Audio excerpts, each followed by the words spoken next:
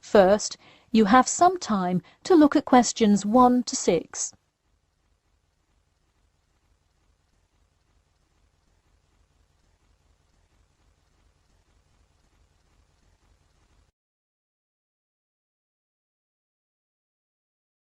Now we shall begin. You should answer the questions as you listen, because you will not hear the recording a second time. Listen carefully and answer questions 1 to 6.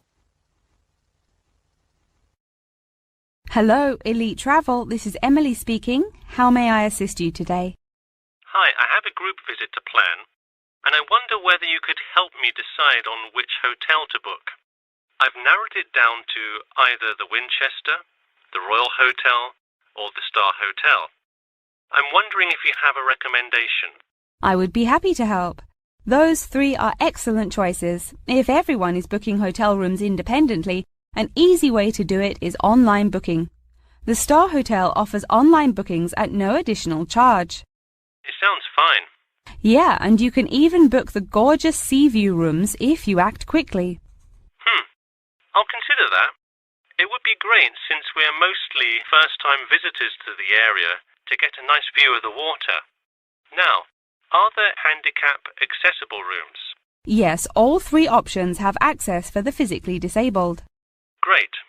I should also mention that we'll be on a tight schedule, so we won't have much time to go out for meals. Which of these hotels serve food?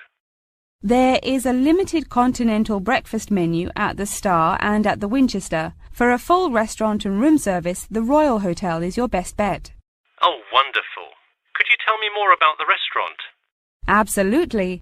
In the morning, there is a gourmet buffet, or a la carte item, and after 11 a.m. lunch is served in the dining room.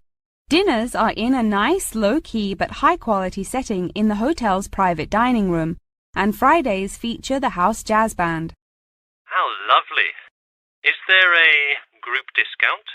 No, sorry, not at the Royal Hotel. Let me check on the others, though. Could I place you on hold for just a second? Sure, thanks. It looks like there is one at the Winchester. 15% off when you book 8 or more rooms. Really? Sold. We'll book at the Winchester. Wait, is it suitable for children, though? We'll have a few little ones in our group, and it would be great to have a way to keep them occupied. Yes, in fact it has a play place that kids just love, with slides and swings and everything. Definitely a good hotel to bring the kids. Okay, great. Before you hear the rest of the conversation, you have some time to look at questions 7 to 10.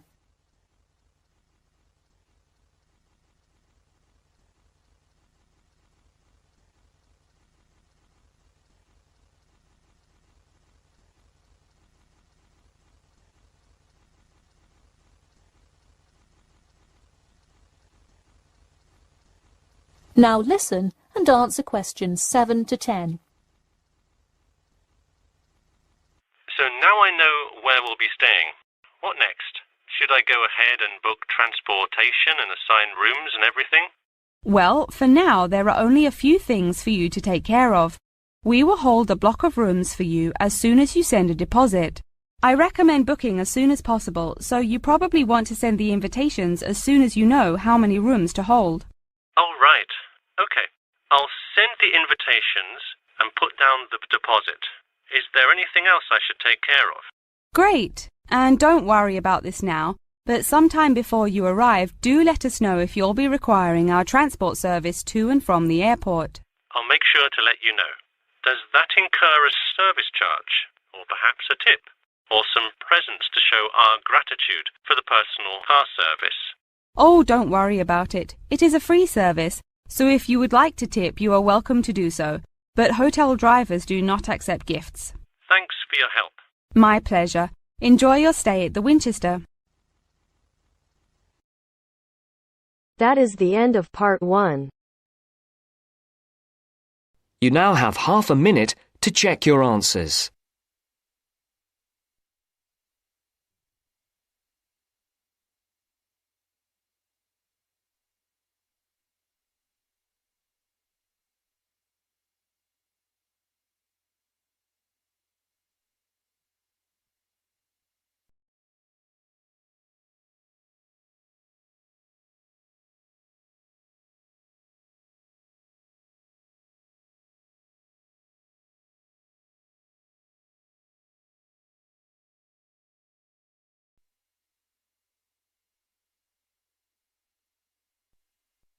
Now turns to Part 2. Part 2. You will hear part of a radio program in which the manager of the Apollo Leisure Centre is interviewed about the centre. First, you have some time to look at questions 11 to 16.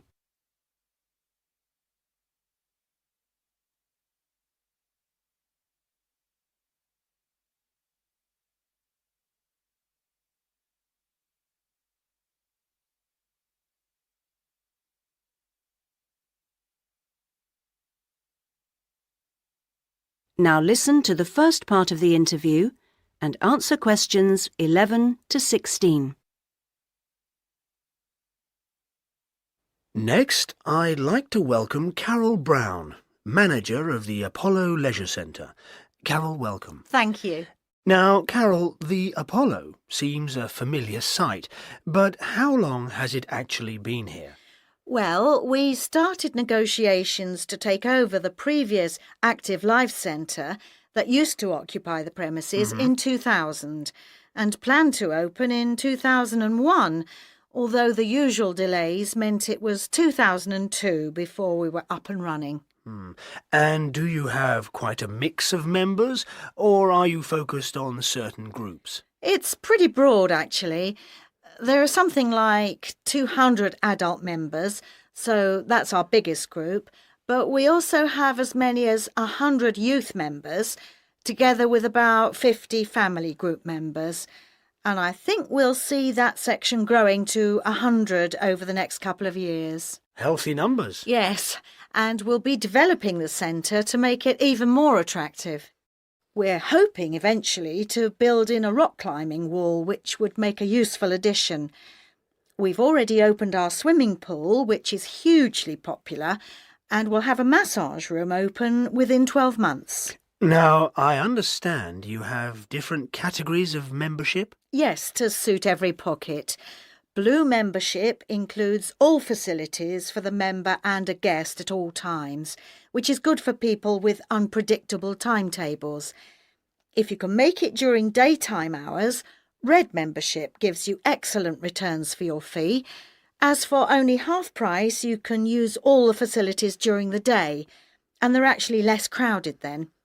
Green membership is designed for people who are only able to come infrequently, and so, of course, costs less. And there are chances to socialise? Oh, certainly.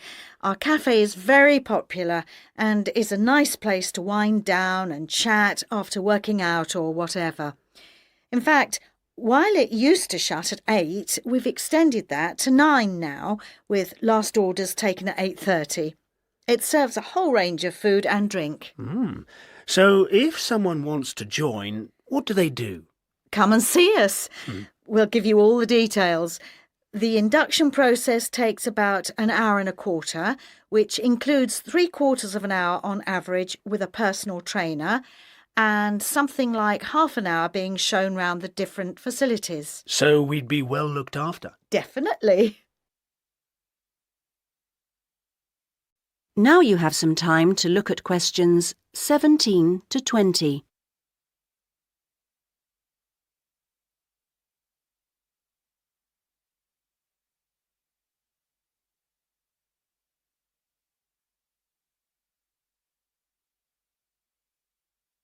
Now listen to the rest of the interview and answer questions 17 to 20. OK, now, Carol, can you give us some idea of what we could expect to get as members of Apollo? Sure. Well, let's take next Monday as an example. The early evening would begin with the programme of classes. Of course, members would also be at liberty to do their own thing. I'm just talking about the listed classes that we'll be offering. So let's say you're free to turn up at 4 p.m. You could spend an hour in a class that we call gentle exercise. This isn't a hard workout, as you might be imagining it, but a session designed for those who perhaps are not used to rigorous classes and would like something to ease them in. Right. The next thing on offer will be starting at 5, and again it'll last for an hour. In contrast, this is what we simply call weightlifting. It's certainly not for softies, but this strenuous session is, of course, carefully monitored, and we wouldn't let anyone do anything silly. Oh, well, that's reassuring. And then, kicking off at 6:15, you'll be welcome at a class aimed at promoting better lifestyles, which we run under the banner of healthy living. We'll give you all sorts of useful advice about just living better. Oh, sounds easier than working out. And probably at least as important. And rounds the evening off nicely. Oh no, we still have one more offering. Oh. These days, so many people are working, frankly, more than they should be, and we try to combat the stress that creates by encouraging those who can to take part in the class we call relaxation. You can learn lots of helpful techniques for staying calm when you think everything's going terribly. Now you're talking. So we'll see you on Monday. Now... That is the end of part 2. You now have half a minute to check your answers.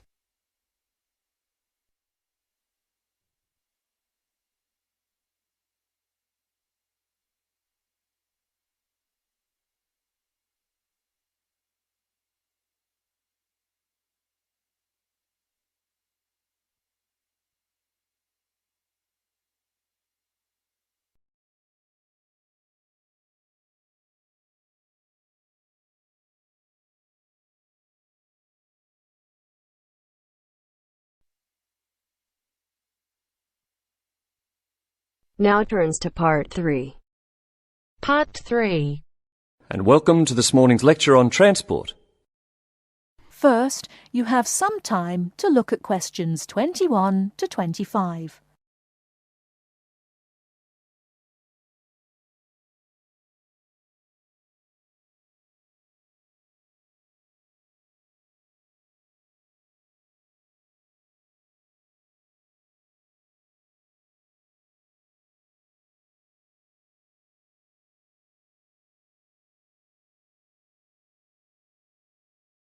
Now listen carefully and answer questions 21 to 25. Good morning and welcome to this morning's lecture on transport. What I'll be doing today is comparing forms of transport in different countries to see how forms of transport are affected by factors such as geographical landscape and economic development. My focus will be on countries in South America, Europe and Asia. The first country I'd like to look at is Colombia, which is in South America. This is a country where geography plays an important role. Due to the huge amount of mountains and forests in this country, travelling by air is crucial. I don't know if many of you realise this fact, but Colombia was the first country to establish a commercial airline, and in so doing they made aviation history. Today, there are more than 400 airports in Colombia for domestic flights, which highlights the point I made earlier that air travel is a vital means of transport in this country. Colombia also has a road network of about 48,000 kilometres, linking Colombia to Venezuela and Ecuador. Transport by road is important for trade as well as tourism. Apart from this, there is also a railway system, but it is in need of modernisation. The other means of transport is by steamers, with the Magdalena being the main waterway. Now let's turn to Colombia's neighbour, Venezuela. Once again, we see that internal flights are an important means of transport, as like Colombia, Venezuela has remote areas where flying is the easiest means of travelling from A to B. Trains are not popular, and most of the railway lines are in the highlands, as this is where the iron ore mines are. Trains are an efficient means of transporting the iron ore from the mines to the factories.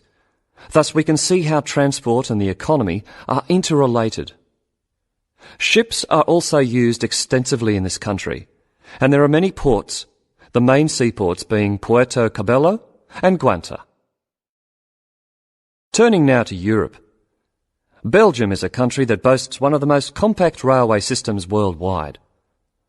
Inland waterways, or canals, are also an important means of transport, transporting both freight and people. Belgium also has the third largest seaport in the world, namely Antwerpen. Air travel is also important, although this is not linked to geographical terrain, as is the case in the South American countries we've already looked at. Next, I'd like to look at the United Kingdom. Like Belgium, the UK has inland waterways around 4,000 kilometres, yet only about 17% of these are used for commercial transport. The main inland port is Manchester, and the chief seaport is London, with Southampton taking second place. Air travel is extensive in this country, and there are around 150 airports, the most famous being Heathrow. However, about 90% of passengers in the UK travel by road.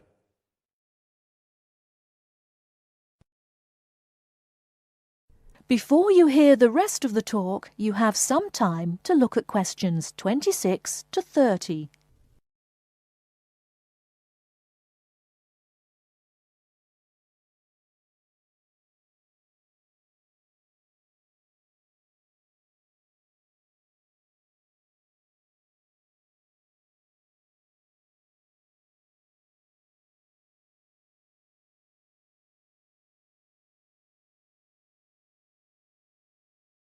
Now listen and answer questions 26 to 30. Finally, I'd like to look at two Asian countries. China is a country which reveals how geographical size affects transport development. Roads and railways are widely used, and this has led to a huge amount of bridges being built, such as the Yangtze Bridge, which is probably the most widely known.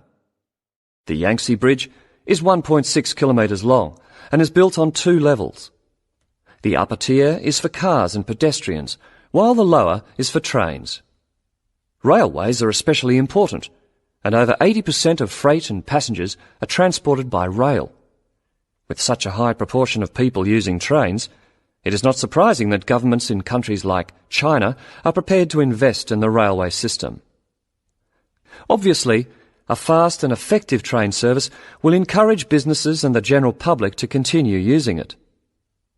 The last country I'm going to mention is Japan, which has one of the most advanced transport systems in the world.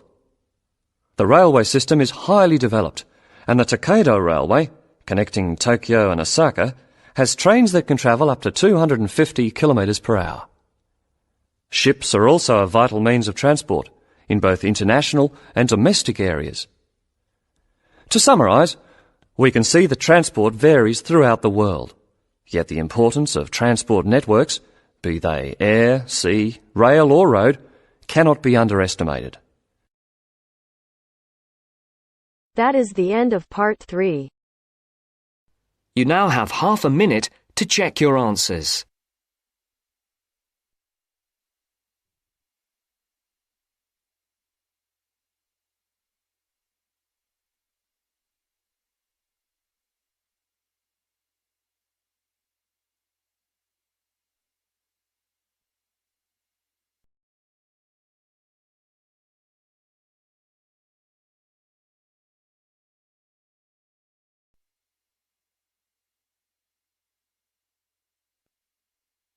Now turns to part 4. Part 4. You will hear someone talking about art. Look at questions 31 to 35.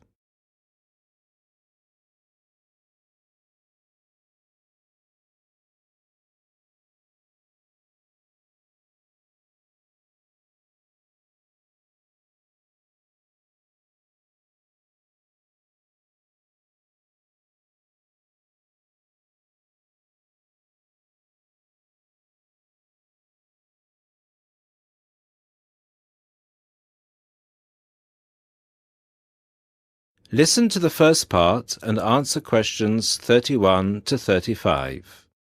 Good evening, everybody, and welcome to the first in this year's series of public lectures offered by the Art Gallery. As Chief Curator of the Gallery, I was given the honour of presenting the first lecture, and let me tell you, I had a difficult time deciding what to talk about tonight. Being the curator, I naturally know just about everything that's in this gallery, but I wanted to choose an artist who has a wide appeal. That seems only fair, yes? But I didn't want to talk about someone so well known that anything I said would be familiar. I wanted someone modern. My personal preference is for modern art. But again, I wanted to choose someone who had the potential to appeal to all art lovers, whether they're attracted to traditional forms, Impressionism, Surrealism, or what have you. So, having spent the last 5 years as a visiting professor in Barcelona, it's not surprising that I finally chose to talk about one of the greatest Catalan artists, one whose work is likely to be familiar to many of you, Joan Miró. Look at this. And this. And this. Ring any bells? Miró's most famous and most widely reproduced works tend to be like this. Bright primary colours with lots of asymmetrical forms. He painted on large canvases, larger than himself quite often, and his paintings depicted birds, trees, flowers, and other features of the natural world. But Miró produced a great variety of work, and it's about some of his lesser-known paintings that I would like to speak this evening. Miró was born in Barcelona in 1893, the son of a goldsmith. He began to show talent very early, and in 1926 went to Paris, where he was drawn to the Surrealists of Montparnasse. He did not define himself as a Surrealist, however. He preferred to stay free to experiment with other artistic styles as he wished. Miró had an intense dislike of much of the painting and many of the painters he knew. He wished to do something totally different, to express his contempt for bourgeois art. And yet, ironically, Miró's success has made his works much in demand among art collectors of the world. But we can't really talk about the artist without looking at his art. And that's what I'd like to do now.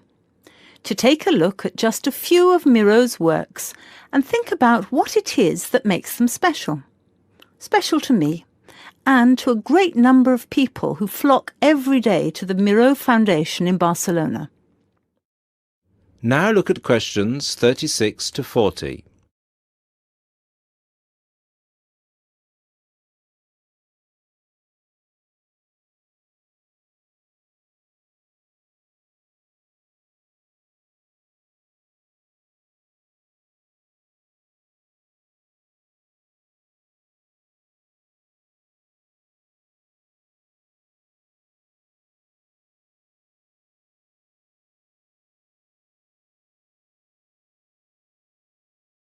As the lecture continues, answer questions 36 to 40. Let's start with this. One of Miró's best-known and brightest works, Woman and Bird. A sculpture created in 1982. It is on display in a park in Barcelona, often known as the Joan Miró Park. A huge sculpture, towering up into the sky. It reflects Miró's eternal interest in these themes, as well as his more technical interest in materials. This sculpture is covered in mosaic, which gives it a naive and cheerful appearance. It is interesting that this sculpture was completed in 1982, just a year before Miró's death. I think it shows that, towards the end, he was feeling as playful as a young man. And I think he wanted to share this playfulness in a park on such a big, very public scale. And now, another representation of a woman, this time just called Woman. This was painted in 1976, a late work for Miró, and is a work we often see reproduced or on sale as postcards or posters in gallery shops around the world. So why is it so popular? I think the use of colour has something to do with it. People respond to these rounded shapes filled with primary colours, especially on a large canvas like this. Also, the fact that, while it is rather surreal, it is still possible to recognise the form of a woman and to see it as a sympathetic representation. It's a bold, bright painting, and I think that it awakens a reaction in many of us. And finally, something quite different, though still a woman. A harsh, even violent work that was completed in 1939, at a time when Miró was greatly influenced by events of the Civil War in Spain. It's titled Seated Woman 2, but it can be hard to find the woman here, as she's been transformed into a rather horrendous creature. So is that how Miró viewed women? As grotesque? Not at all. This picture can also be seen as strong, with a huge base and solid shoulders to support those who depend on her. In this painting, her arms and neck seem to grow as vegetation out of her shoulders, representing woman as a fertile ground, perhaps. We also see here the fish and birds, the moon and stars, so typical of Miró's work, making her a creature of nature and of the heavens as well. And that's all we have time for this evening, I'm afraid. I hope that you've enjoyed this brief look at Miró's work, and that you will enjoy the other lectures that follow this one. Thank you, and good night. That is the end of part 4. You now have half a minute to check your answers.